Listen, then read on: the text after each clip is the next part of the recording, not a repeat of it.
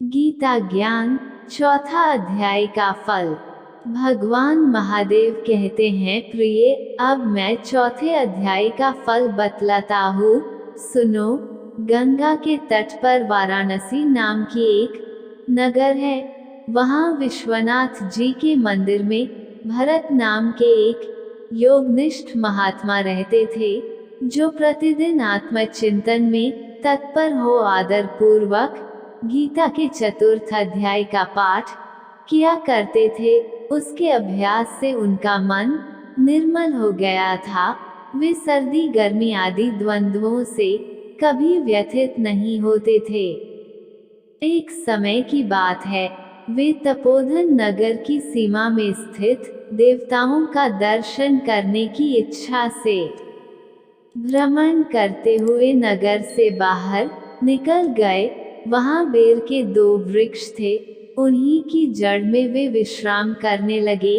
एक वृक्ष की जड़ में उन्होंने अपना मस्तक रखा था और दूसरे वृक्ष के मूल में उनका पैर टिका हुआ था।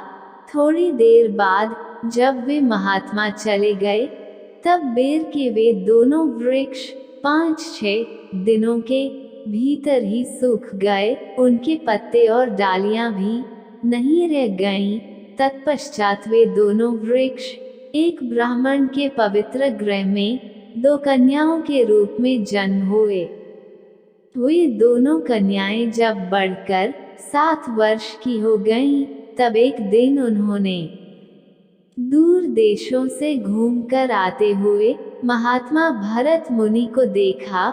उन्हें देखते ही वे दोनों उनके चरणों में पड़ गई और मीठी वाणी में बोली, मुनि, आपकी ही कृपा से हम दोनों का उद्धार हुआ है।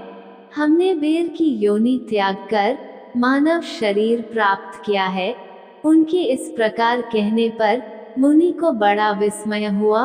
उन्होंने पूछा, पुत्रियों, मैंने कब और किस साधन से तुम्हें मुक्त किया था? साथ ही यह भी बताओ कि तुम्हारे बेर होने के क्या कारण था, क्योंकि इस विषय में मुझे कुछ भी ज्ञान नहीं है।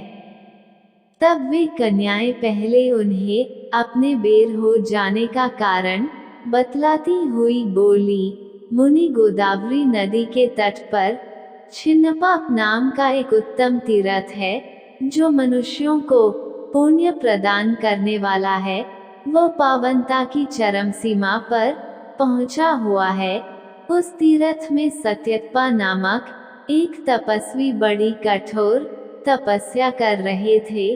वे ग्रीष्म ऋतु में प्रज्वलित अग्नियों के बीच में बैठते थे।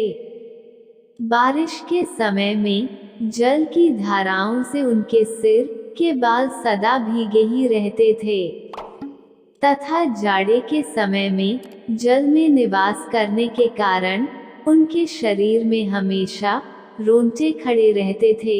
वे बाहर भीतर से सदा शुद्ध रहते, समय पर तपस्या करते तथा मन और इंद्रियों को संयम में रखते हुए परम शांति प्राप्त करके आत्मा में ही रमण करते थे। वे अपनी विद्वत्ता के द्वारा जैसा व्याख्यान करते थे, उसे सुनने के लिए साक्षात ब्रह्मा जी भी प्रतिदिन उनके पास उपस्थित होते और प्रश्न करते थे। ब्रह्मा जी के साथ उनका संकोच नहीं रह गया था, अतः उनके आने पर भी वे सदा तपस्या में मग्न रहते थे। परमात्मा के ध्यान में निरंतर संलग्न रहने के कारण उनकी तपस्या सदा बढ़ती रहती थी। सत्यत्पा को जीवन मुक्त के समान मानकर इंद्र को अपने समृद्धिशाली पद के संबंध में कुछ भय हुआ।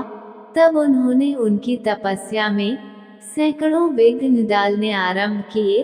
अप्सराओं के समुदाय से हम दोनों को बुलाकर इंद्र ने इस प्रकार आदेश दिया, तुम दोनों उस तपस्वी की तपस्या में विघ्न डालो, जो मुझे इंद्र पद से हटाकर स्वयं स्वर्ग का राज्य भोगना चाहता है।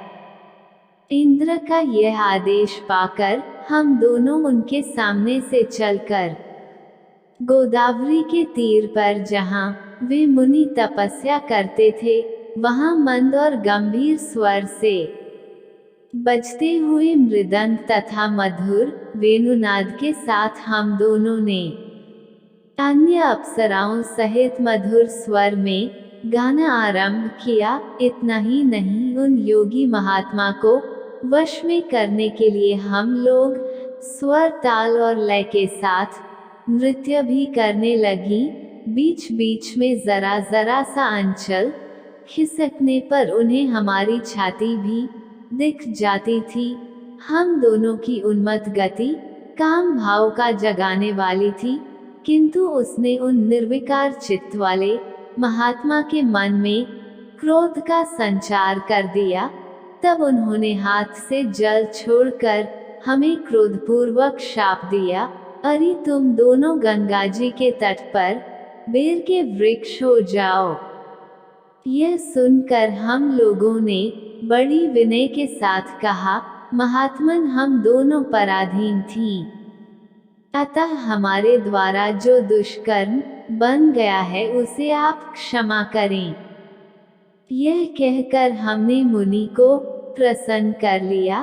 तब उन पवित्र चित्त वाले मुनि ने हमारे शाप उद्धार की अवधि निश्चित करते हुए कहा, भरत मुनि के आने तक कि तुम पर यह शाप लागू होगा, उसके बाद तुम लोगों का मृत्युलोक में जन्म होगा और पूर्व जन्म की स्मृति बनी रहेगी। मुनि, जिस समय हम दोनों बेर वृक्ष के रूप में खड़ी थी, उस समय आपने हमारे समीप आकर गीता के चौथे अध्याय का जप करते हुए हमारा उद्धार किया था, अतः हम आपको प्रणाम करती हैं। आपने केवल शाप ही से नहीं, इस भयानक संसार से भी गीता के चतुर्थ अध्याय के पाठ द्वारा हमें मुक्त कर दिया।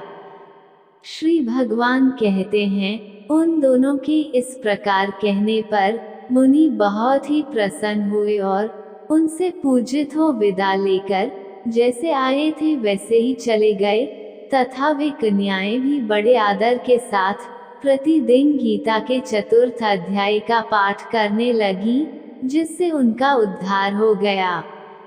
कथा अच्छी लगी हो तो दोस्तों हमारे चैनल को लाइक करें, कमेंट और सब्सक्राइब करें। जय श्री कृष्ण।